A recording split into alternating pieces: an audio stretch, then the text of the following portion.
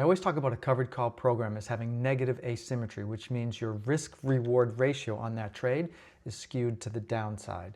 And that's obviously because your upside is capped when you sell covered calls and your downside is not.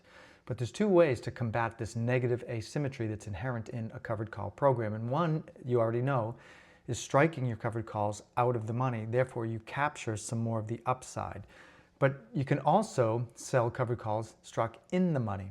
And what this does, it gives you some more downside protection. When you strike your covered calls in the money, you still get a little bit of extrinsic premium, but you also have some intrinsic that you can capture if the stock goes down.